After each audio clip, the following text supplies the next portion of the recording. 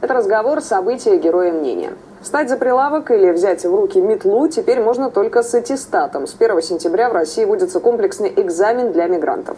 Без прохождения тестирования иностранцам будет запрещено работать в сферах розничной торговли, бытового обслуживания или ЖКХ. Экзаменовать гастарбайтеров собираются по русскому языку, истории и основам российского законодательства. Так, мигрантам нужно будет выбрать правильное изображение российского флага и герба, валюты, указать, какие субъекты федерации входят в состав России, правильно отметить, какие документы необходимо заполнить при въезде в страну, когда вставать на учет по месту жительства и в какие сроки выдают патент на трудовую деятельность. Среди вопросов есть относительно общие по истории, например, о том, какие древние племена были предками современных украинцев, белорусов и русских, или на какой реке находилась столица Золотой Орды. Тестирование для мигрантов будет платным. За экзамен на право работать в России нужно будет заплатить 3000 рублей. Сдача теста для получения гражданства обойдется уже в 5300 рублей. Помогут ли такие знания иностранцам лучше ассимилироваться в нашей стране? И смогут ли пройти подобный тест сами россияне? Вот это проверим вместе с нашими гостями. В студии Life News Александра Докучаева, заведующая отделом диаспоры и миграции Института стран СНГ, Карамат Шарипов, председатель общероссийского движения «Таджикские трудовые мигранты», и Маис Курбанов, заместитель президента Федерации мигрантов России. Добрый вечер. Добрый вечер. Сначала я бы хотела с вами о технических моментах поговорить. Вот, во-первых, когда у мигрантов начнут уже требовать результаты этого теста? Когда без них уже нельзя будет работать? С 1 января следующего года. То есть вот сейчас начинается тестирование, но я так понимаю, что на этот раз совершенно правильно. Прежде чем начинать требовать результаты тестирования, законодатель предусмотрел 4 месяца отработки этого механизма. Это чуть ли не прецедент вообще в нашем опыте, правда? Потому что обычно вводятся требования и все сразу. Смотрите, те, кто уже работает в России, тоже должны будут сдавать экзамен? Или только для вновь приезжающих, вновь получающих разрешение на работу? Ну, я так понимаю, что это для тех, кто прибудет на работу. Потому что те, кто уже имеет там свои патенты и прочее, они уже как бы закон обратной силы не имеют, поэтому для них уже разрешение на работу получено без этих тестов. Маис Мирзагаевич, вот так дело обстоит, да? То есть те, кто уже приехал, уже работает, а пока у них вот нынешний срок разрешения не закончится, им не нужно сдавать экзамен. Нет, конечно. Но когда они уезжают домой, заново приезжают, тогда заново их надо все пройти. Каждый раз, наверное. То есть, так или иначе, в ближайший, наверное, год, да, вот это тестирование коснется абсолютно всех трудовых мигрантов, которые находятся на территории России. Да. Хорошо. А в течение какого времени будет действительно этот сертификат? Как часто нужно будет его подтверждать? Я видела информацию про 5 лет. Ну вот, насколько я понимаю, такой срок все-таки планируется. На ваш взгляд, это достаточный срок? Не слишком редко, не слишком часто? Если 5 лет, это достаточно нормально. 5 лет нормально, хорошо. А если человек не смог с первого раза сдать экзамен, можно будет пересдать или нет? Вот вам известно что-то об этом? Это абсолютно неизвестно, потому что то, что делать сегодня, до этого уже были другие, соответственно, методики работы с гражданами иностранными на территории России. Мы же были свидетелями других, когда вот сертификаты давали, урок там по русскому языку. Это все же продавалось же. Вообще, не исключайте к этому мы еще дойдем. Мне интересно, вот смотрите, это очень показательный момент. Я спрашиваю, да, даже вам неизвестно ответ, понимаете? Вы во главе вот каких-то объединений, организаций стоите, да? То есть даже у вас нет этой информации, хотя с сегодняшнего дня вот эта система уже заработала, да? Но здесь есть другая сторона вопроса. Если мы не знаем, значит, соответственно, не знают наши граждане. Я о чем и говорю. Это беда не наша, беда не присутствующая, беда не вашего канала. Значит, есть канал, который создан, допустим, если не можем сегодня, надо создать миграционный канал. Или канал миграции при господине Рамаданову создали ежечасно, ежеминутно говорят о прибытии трудовых мигрантов, а их 15 миллионов. 15 миллионов в этом году должны заплатить там и последующий по 3000 рублей. А желающие получить гражданство по 5000 рублей. Вот знают ваши люди, вот таджикские трудовые мигранты, так называется ваше движение, да?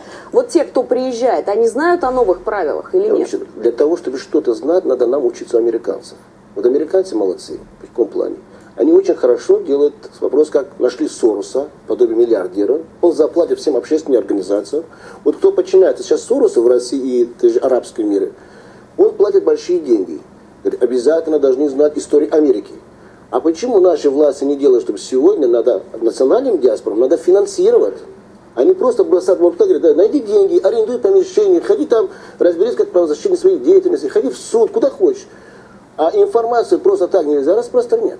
А тем более вы знаете прекрасно, что вот сейчас мы уже боремся, уже месяцев 2-3, мы не можем освободить людей от рабства. Каким образом у этих рабов мы собираемся, а последующие заставить их сдать экзамены? Они рабы на самом деле, а их больше 100 тысяч только в Москве. Только с одного Таджикистана. А куда будут смотреть наше руководство, Данилы? Вот мне будут спрашивать, говорят, ваши граждане будут сдавать экзамен. Я говорю, хорошо, начнем именно с этой точки. Ни в коем случае нельзя ходить. Начинаем с следующей точки. Никуда нельзя ходить. А кого хотят брать? С аэропорта, забрать человека, который приехал первый раз, ищет работу. Вот он ищет патент. Я спрашиваю, вот этот человек, который приехал в аэропорт искать работу, да, вот он вышел с самолета, вышел с поезда, там, не знаю, он знает об этих новых требованиях или не вот знает? Таджикистан, вот это Таджикистан, Узбекистан, Киргизия, это государства-доноры.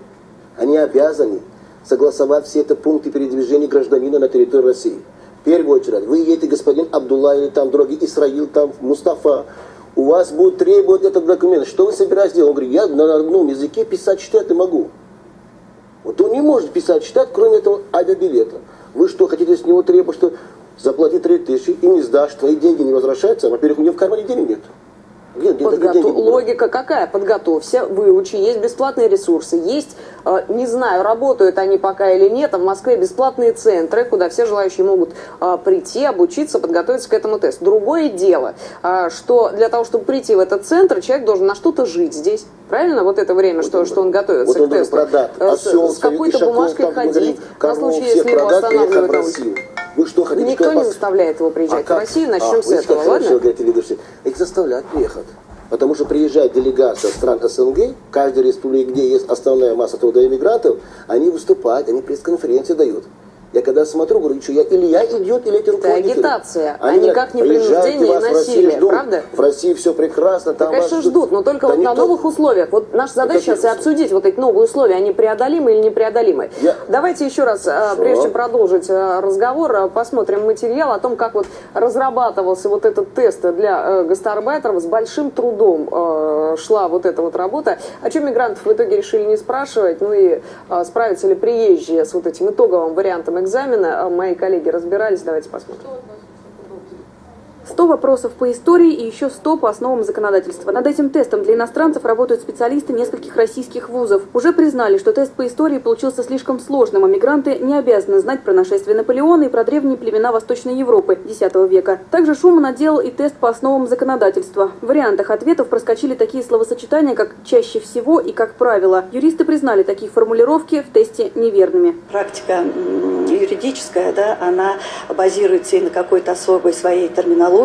Но мы поняли, что, конечно, мы не готовим специалистов-юристов, поэтому здесь можно эти вопросы упростить. И мы пошли навстречу, действительно согласились и приняли все замечания, которые были высказаны в ходе обсуждения. Предполагается, что экзамен по праву и истории обойдется мигрантам в 3000 рублей. Если тест будет завален, каждая следующая попытка будет платной. Председатель Союза таджикистанцев России Абдулла Давлатов говорит, что введение новых экзаменов, возможно, заставит мигрантов платить взятки, но количество приезжих рабочих вряд ли уменьшится.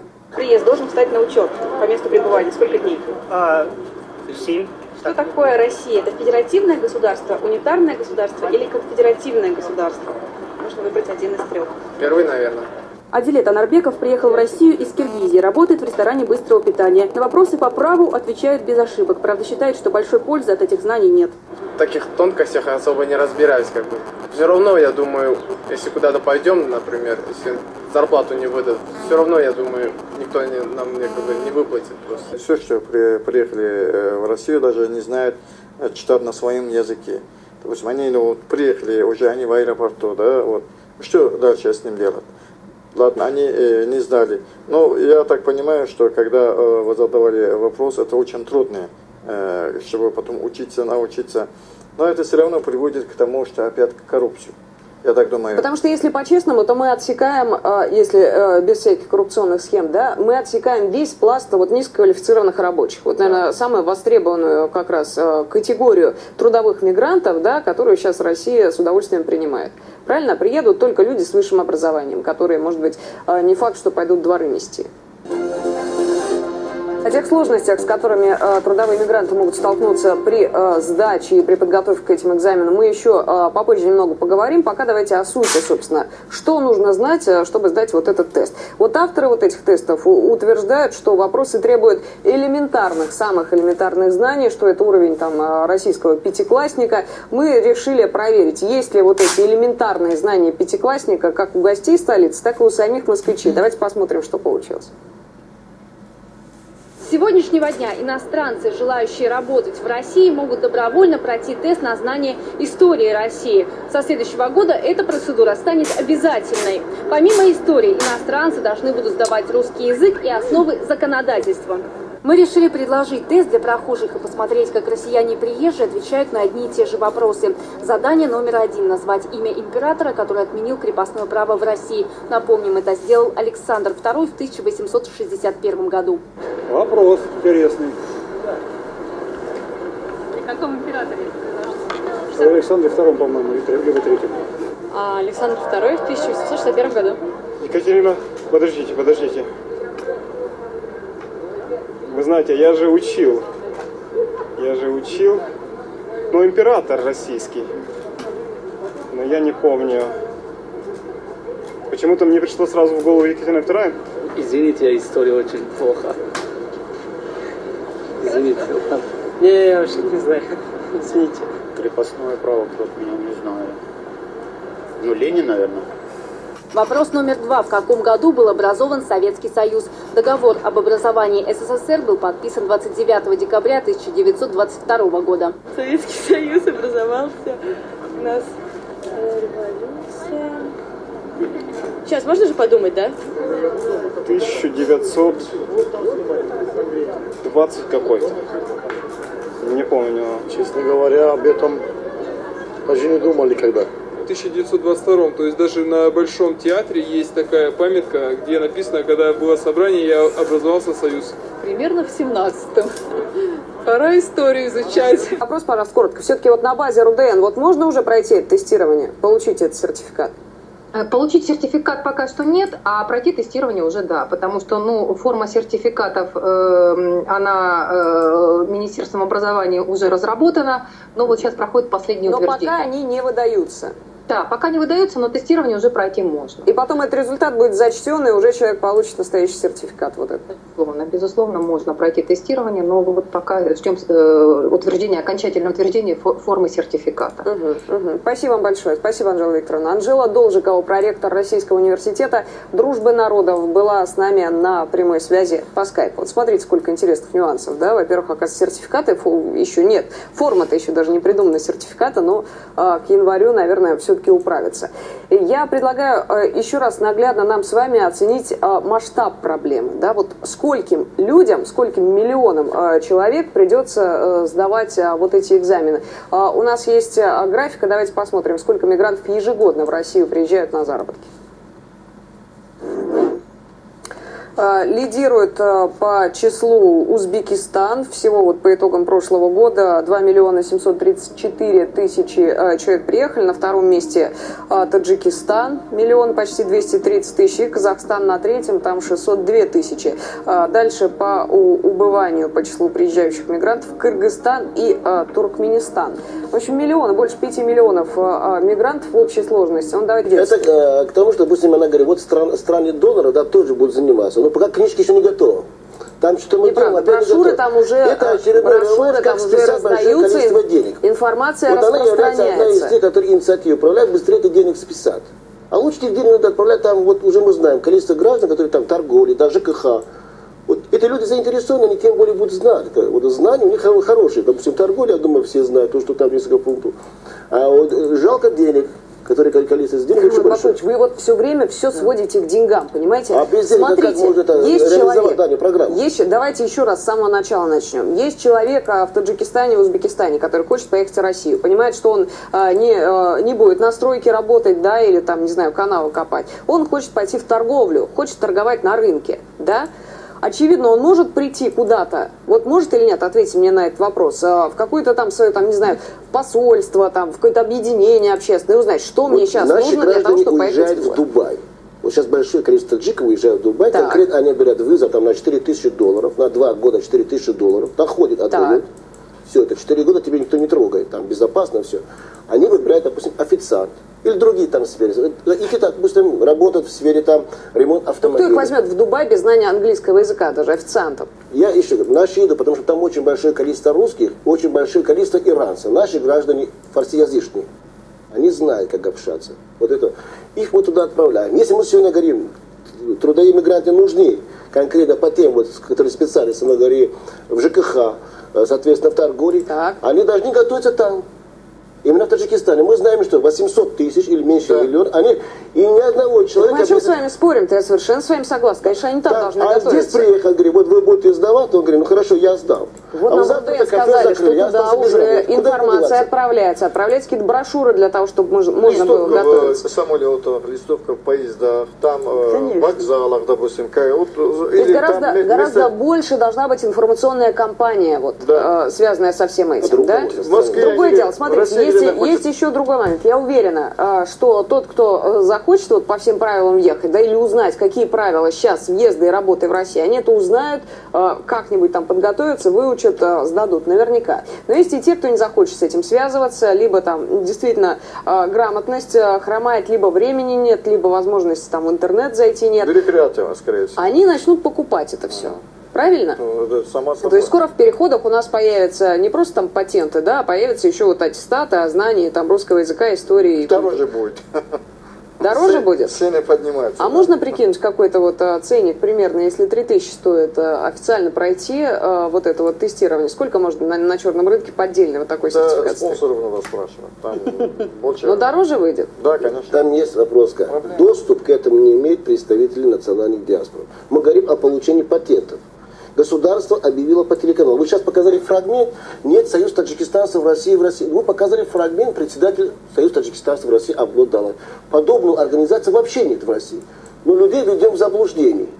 Подобие, значит, говорит господин Рамадановский, что приезжайте, получайте патент. Ну, Рамадановский не говорит. Перед тем, чтобы получить патент, вы заплатите этот, который выиграл тендер, по 5000 рублей.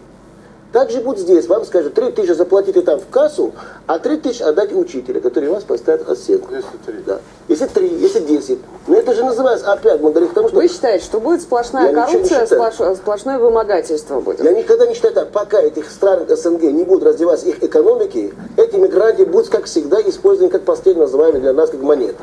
Мы будем играть, как хотим с ними.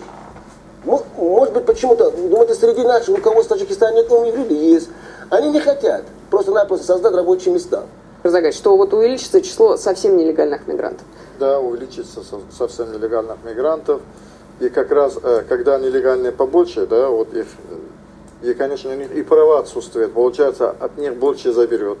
И постоянно они будут... То есть, вот смотрите, мы хотели добиться цели, чтобы права мигрантов лучше соблюдались. Да? Для этого они должны, собственно, Конституцию-то и законы учить. Да? А получается, возможно, можем получить совсем обратную ситуацию, да? Когда они будут совершенно бесправные. Знаете, Александра Викторовна, вот вы со стороны на всю эту ситуацию смотрите, вот есть у вас какой-то вывод? Вот как сделать так, чтобы все были довольны, всем было хорошо, знаете, чтобы к нам приезжали работать? Все довольны, конечно, никогда не будут, но...